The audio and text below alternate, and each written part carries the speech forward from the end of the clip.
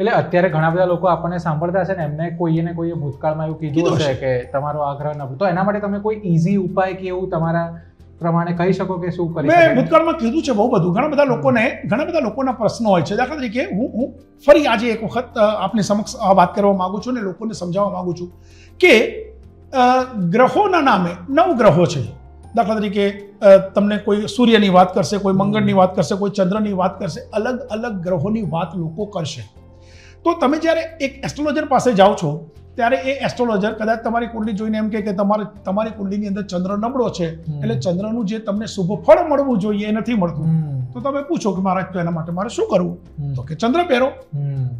કોઈ ગુરુ પહેરાવશે, કોઈ મંગળ પહેરાવશે. હવે આ બધું ન કરવું હોય તો બહુ સરસ મજાની રેમેડી હું આપું છું આજે આપણા પ્રેક્ષકોને, કે જો માની લો કે તમે કોઈ એસ્ટ્રોલોજર પાસે ગયા અને એ એસ્ટ્રોલોજરે તમને ચંદ્રના નામે કંઈક એવી વાત કરી કે ભાઈ તમારો ચંદ્ર નબળો છે, પાપ ગ્રહ જોડે છે, અથવા તો ચંદ્ર અને રાહુ સાથે છે, તમારે ચંદ્રના નામની આ વિધિ કરાવવાની છે કે તમારે ચંદ્રના નામની આ પૂજા કરાવવાની છે. હવે કદાચ માની લો કે એ પૂજા કે વિધિના બહુ બધા પૈસા થાય છે. તો જો તમને કદાચ કોઈ એવું કહે કે તમારો ચંદ્ર નબળો છે અને તમારા જીવનમાં તમારે ચંદ્ર માટે પૂજા કરાવવી પડશે કે વીંટી પહેરવી પડશે, તો પૂજા ન કરાવશો, કોઈ એવી વાતમાં ન પડશો. જેને કોઈ એસ્ટ્રોલોજરે ચંદ્ર માટે કંઈ વાત કરી હોય તો બસ એટલું કરજો. એવી વ્યક્તિઓએ શું કરવાનું? દર સોમવારે 1 ગ્લાસ અથવા તો 1 કપ ઠંડુ દૂધ પીવાનું. જો 1 કપ ઠંડુ દૂધ પીવાનું રાખશે તો એમનો 100% ચંદ્ર કંટ્રોલ થઈ જશે. એવી જ રીતે મંગળની વાત છે. મંગળ એટલે માની લો કે કુંડલીની અંદર 12 સ્થાન છે. 12 સ્થાનની અંદરથી 5 સ્થાનમાં જ્યારે મંગળ પડ્યો હોય ત્યારે આપણે એવું કહેવાય કે આ કુંડલી માંગલિક છે. તો જ્યારે એ કુંડલી માંગલિક હોય તો મંગળના નામે તો અમે લોકોને બહુ ડરાવીએ છીએ.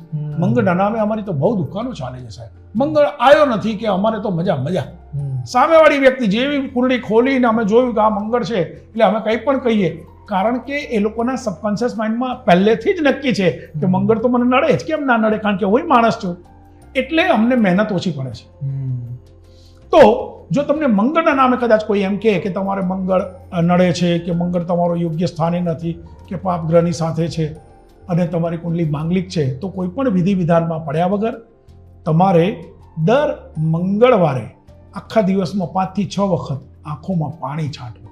જો આંખોમાં પાણી છાંટશો ને સાહેબ, તો હું એવું માનું છું કે તમારો મંગળ કંટ્રોલ થશે. હવે તમને એમ થશે આ આંખોમાં પાણી છાંટવાનું કેમ? તો દરેક ગ્રહો આપણા શરીરને પર્ટિક્યુલર અંગો વડે જ અસર કરે છે. મંગળ એટલે ગુસ્સો. તમને ગુસ્સો આવશે ને સાહેબ, તમારા હાથ ઉપરથી મને નહીં જોવાય. તમારા હાથ ઉપરથી હું નહીં જોઈ શકું, તમારી આંખોથી જ મને ખબર પડશે કે તમને ગુસ્સો આવે છે. તો જ્યારે આંખોથી ખબર પડે છે કે ગુસ્સો આવે છે તો આંખોમાં તમે પાણી છાંટશો ને સાહેબ, તો તમારો ગુસ્સો કંટ્રોલ થશે. આંખોમાં પાણી છાંટશો તો તમારે જે મંગળનું અશુભ જે તમને કોઈ પણ ફળ મળે છે એ શુભ ફળ મળશે અને મંગળ તમારો કંટ્રોલ થશે. માટે મંગળની કોઈ પૂજા પાઠમાં જવું નહીં કે બેસવું નહીં. એની સાથે બુધ. હવે બુધનો પ્રોબ્લેમ હોય ને સાહેબ, તો તમને કોઈ એમ કહેશે કે બુધનો પ્રોબ્લેમ છે ને ખીલ થશે ને પિગમેન્ટેશન થશે ને સ્કિનના પ્રોબ્લેમ થશે, તો આવું પણ થાય. તો શું કરવાનું છે? તમારે દર બુધવારે રાત્રે સૂતી વખતે 1 ટીપું તેલનું, ખાવાનું તેલ નહીં, ઘી પણ નહીં, 1 ટીપું તેલનું સુગંધિત તેલ નાભીમાં મૂકીને સૂઈ જાવ સાહેબ, તો તમારો જે બુધ છે એ પાવરફુલ થશે અને સ્કિનનો પ્રોબ્લેમ નહીં થાય. બસ સ્કિનના પ્રોબ્લેમ થવાના કારણોમાં પહેલું કારણ એ છે કે તમારી સ્કિન ડ્રાય થાય એટલે તમને સ્કિનના પ્રોબ્લેમો શરૂ થાય. તો સ્કિન ડ્રાય ન કરવા માટે તમે નાભીની અંદર 1 ટીપું તેલનું મૂકશો. દર બુધવારે 1 ટીપું તેલનું મૂકો. 52 બુધવાર આવશે વર્ષમાં. 52 ટીપા એટલે 52 ડ્રોપ્સ એટલે 1 ઢાંકણા જેટલું તેલ થશે સાહેબ. એક કોઈ મોટી બોટલ હોય ને એના ઢાંકણા જેટલું તેલ થશે. એ તેલ તમારા શરીરમાં જશે, તમારું શરીર ઓઇલિંગ થશે, સ્કિન તમારી ઓઇલી થશે. માટે સ્કિન ડ્રાય નહીં થાય અને તમને કોઈ પણ પ્રકારના સ્કિનના પ્રોબ્લેમ નહીં થાય. તો તમે દર બુધવારે 1 ટીપું તેલનું તમે જ્યારે નાભીમાં મૂકીને સૂવો છો તો બુધની કોઈ પણ આડઅસર થતી નથી. એવી જ રીતે ગુરુ છે ને સાહેબ, ઈગો વાળો ગ્રહ છે. આ જમાનામાં આપણું શાસ્ત્ર પણ એવું કહે છે કે ગુરુ જે સ્થાનમાં બેસે છે એ સ્થાનને ભ્રષ્ટ કરે છે. અચ્છા. ગુરુ જે સ્થાનમાં બેસે છે એ સ્થાનને ભ્રષ્ટ કરે છે. ભાવિનભાઈ, આપણી કુંડલીની અંદર આપણી કુંડળીની અંદર 12 12 સ્થાન છે અને 12 સ્થાન આપણા માટે તો અગત્યના જ છે. આપણે તો કાન હોય, નાક હોય, હાથ હોય, આંગળી હોય, વાળ હોય, આપણા માટે તો બધું અગત્યનું છે. તો ગુરુ ક્યાંક ને ક્યાંક તો હોવાનો. ગુરુ ક્યાંક તો હોવાનો. 12 ઘરોમાંથી કોઈ પણ ઘરમાં ગુરુ હોય અને એ ઘર જો તમારું દૂષિત થાય, દાખલા તરીકે આપણે માની લઈએ કે ગુરુ પહેલા સ્થાનમાં છે તો જે તે જાતકનું વ્યક્તિત્વ બગાડે. ગુરુ બીજા સ્થાનમાં છે તો એનો ઘરના બધા રિલેશન ડિસ્ટ્રોય કર્યા કરે અથવા તો એને લક્ષ્મીના ક્યાંક ને ક્યાંક તકલીફ પડે, ધનમાં તકલીફ પડે. ત્રીજા સ્થાનમાં છે તો એ કોઈ પણ કાર્ય શરૂ કરે પણ પૂરું ન કરી શકે, ભાઈ ભાંડુઓ સાથે તકરાર થાય. ચોથા સ્થાનમાં છે મકાન સારું બનાવે, રહી ન શકે કારણ કે સુખ સ્થાનમાં છે. પાંચમું સ્થાન છે ભણવાનું સ્થાન છે. તમે જેની કુંડળીની અંદર પાંચમા સ્થાનમાં ગુરુ હશે તમે પૂછજો એને ડ્રોપ લીધો જશે. સપ્તમ ભાવ, સાતમું સ્થાન એ પાર્ટનરનું સ્થાન છે. જો સાતમા સ્થાનમાં ગુરુ હોય તો એમ સમજવાનું કે પતિ પત્ની વચ્ચે ડ્યુ ટુ ગુરુ ડિફરન્સ ઓફ ઓપિનિયન બહુ જ હશે. તો જ્યારે ગુરુનો પ્રોબ્લેમ હોય છે તો નંગ ન પહેરશો, બસ માત્ર એટલું કરો. જો ગુરુનો પ્રોબ્લેમ હોય તો દરરોજ સવારે ઉઠીને 1 ગ્લાસ ગરમ પાણી પીશો તો તમારો ગુરુ કંટ્રોલ થશે અને થશે. મેં તમને કીધું કે મંગળ આંખથી દેખાય એમ ગુરુ જેની કુંડલીની અંદર ગુરુનો કંઈ ને કંઈ પ્રોબ્લેમ હોય અથવા તો ગુરુ સારો પણ હોય તો એનું પેટ વધે, ચરબી વધે, ગુરુ ઈગો આપે.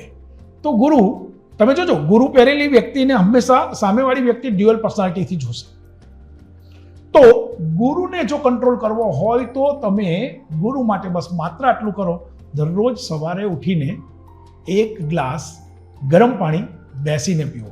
હવે ભાઈ મારા જેવો કહો કેમ કે ગુરુ પહેરો, હવે માની લો કે આ ગુરુ છે, ગુરુ આવે 50,000 થી શરૂ થઈને 5 કરોડ સુધીનો. હવે હું કહું છું આટલા બધા પૈસા ખર્ચો એના કરતાં 1 ગ્લાસ ગરમ પાણી બેસીને પીવું. બીજી વસ્તુ આની આડઅસર છે, ગરમ પાણી પીવાની કોઈ આડઅસર નથી. તો ગુરુનો પ્રોબ્લેમ હોય તો તમે 1 ગ્લાસ ગરમ પાણી બેસીને પીવો.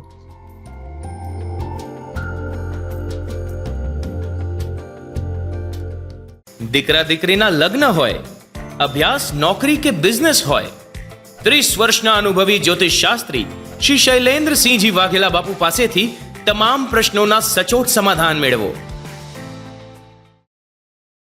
મહેનતનું ફળ મેળવવા પાછળ ગ્રહો તેમજ કુંડળી ખૂબ જ મહત્વપૂર્ણ ભાગ ભજવી શકે છે. 30 વર્ષના અનુભવી એસ્ટ્રોલોજર શ્રી શૈલેન્દ્રસિંહજી વાઘેલા બાપુનો સંપર્ક કરીને સચોટ માર્ગદર્શન મેળવો. બાપુ કહે છે, ના પૂજા, ના વિધિ, ના મંત્ર, ના તંત્ર, ના સોરો, ના સ્ટ્રેસ, ના નડતર, ના જળતર. You can solve all your problems by yourself. વિશ્વ વિખ્યાત એસ્ટ્રોલોજર શ્રી શૈલેન્દ્રસિંહજી વાઘેલા બાપુનો આજે જ સંપર્ક કરો. ગ્રહો નડે છે તો હવે પૂજા વિધિના ખર્ચ કર્યા વગર જ સચોટ ઉપાય મેળવો. આજે જ વિશ્વ વિખ્યાત એસ્ટ્રોલોજર શ્રી શૈલેન્દ્રસિંહજી વાઘેલા બાપુનો સંપર્ક કરો. 54 દેશોમાં જ્યોતિષ વિદ્યા દ્વારા આપણા દેશની સંસ્કૃતિ ફેલાવનાર શ્રી શૈલેન્દ્રસિંહજી વાઘેલા બાપુનો સંપર્ક કરી તમને મૂંઝવતા પ્રશ્નોનું નિરાકરણ મેળવો.